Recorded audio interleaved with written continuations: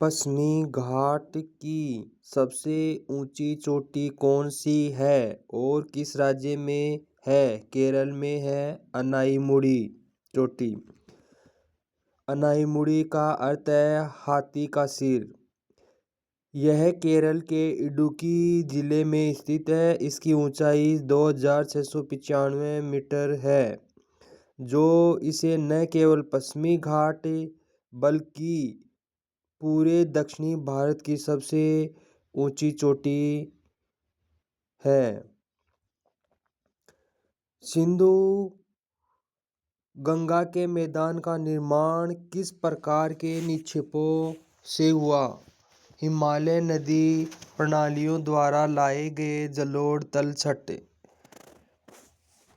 जब हिमालयी नदियाँ जैसे गंगा, सिंधु, ब्रह्मपुत्र पहाड़ों से नीचे आती हैं तो ये अपने साथ में भारी मात्रा में मिट्टी, कंकड़ और गाद लाती हैं, जिसे जलोढ़ के जमा होने से इन उपजाऊ मैदान का निर्माण होता है।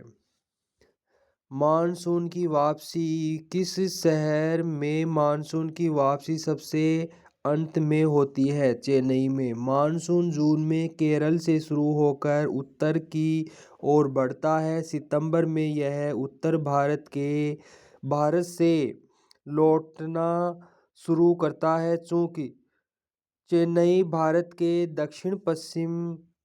दक्षिण पूर्वी तट पर है और मानसून यहाँ सबसे अंत अक्टूबर नवंबर में पहुँचता है और यहीं से सबसे बाद में विदा होता है।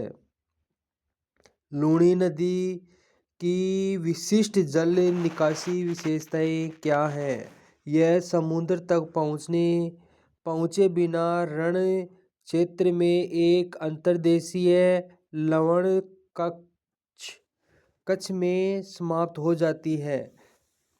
राजस्थान की यह महत्वपूर्ण नदी है कि अरावली से निकलती है और किसी समुद्र में नहीं गिरती, बल्कि गुजरात के कच्छ के रण में रेगिस्तान में जाकर लुप्त हो जाती है। इसलिए इसे अंतः स्थलीय अफवाह वाली नदी कहते हैं। छोटा नागपुर पठार मुख्य रूप से किस संसाधन के लिए जाना जाता है? आंसर है कोयला और लौह अयस्क के भंडार के लिए। यह झारखंड, छत्तीसगढ़ और पश्चिमी बंगाल में फैला है। इसे भारत का रूर कहा जाता है क्योंकि यह भारत का सर्वाधिक खनिज भंडार पाया जाता है। चेरापूंजी व मौसिनराम यहाँ सर्वाधिक वर्षा वाला स्थान है। खासी